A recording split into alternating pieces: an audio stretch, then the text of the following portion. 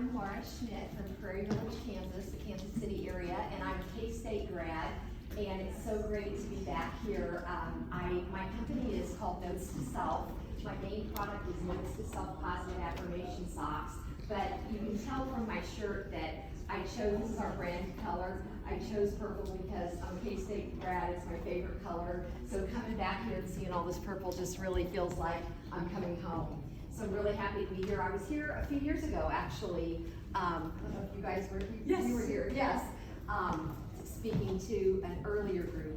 But I want to just tell you the gist of our socks, and then how we partner with agencies that serve the homeless with our socks. So the idea is, my whole life I've used positive affirmations like I am confident to help me with my confidence. I put them on sticky notes on my bathroom mirror, written with lip liner on my bathroom mirror, and I've taught about that subject. And 12 years ago I was on a road trip, and we live in Kansas City, and my husband was driving, and we were headed to Hayes, Kansas, and that's where my husband's from, and my kids, who were teenagers at the time, 3 kids, were in the back seat.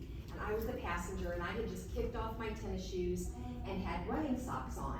And I had my feet propped on the dashboard, and I was reading this book about positive thinking.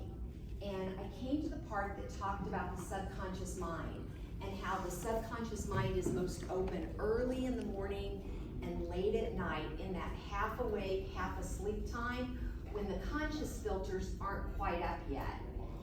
And it hit me, what if I put positive affirmations on the toes of socks?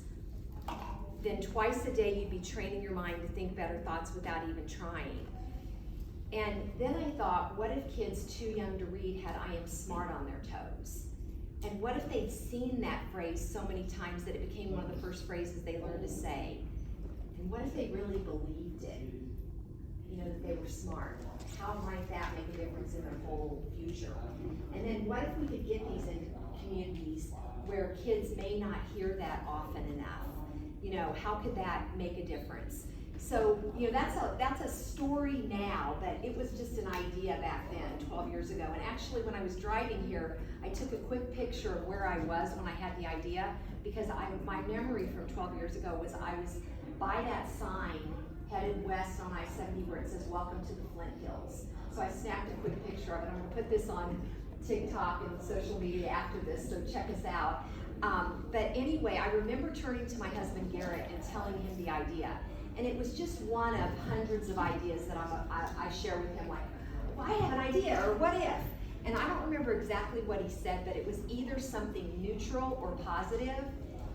And I always like to share that story, because I think, what if he had even jokingly said something that was like kind of put down? You know, it might have like kept me from taking the next step to figure out, how would I make socks? And, you know, could I start a company?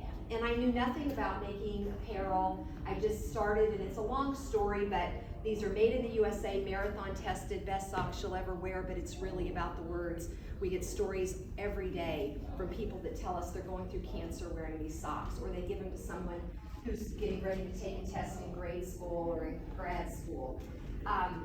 But the part about the shelters, there's a place in Kansas City, and we talked about this, that they're kind of a partner organization to yours, and they're called Swope Parkway Health Services, and they have a medical unit that goes out, mobile medical unit that goes out to the homeless camps, and they provide like dental services and things like that, or they actually first aid, and then they schedule appointments to take the clients back to the main facility for like healthcare and dental.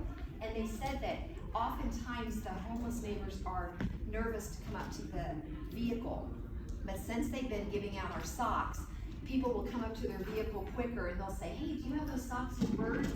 And so I'm excited, you know, that our socks are like providing like a sense of trust between the homeless clients and the service providers.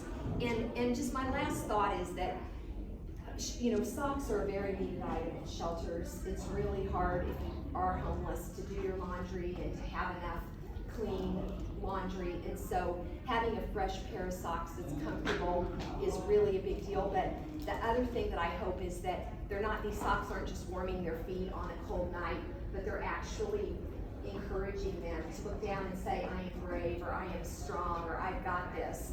And and that, you know, their life can be better. So I'm really honored that you guys are using these socks as part of your service project, and happy to be here.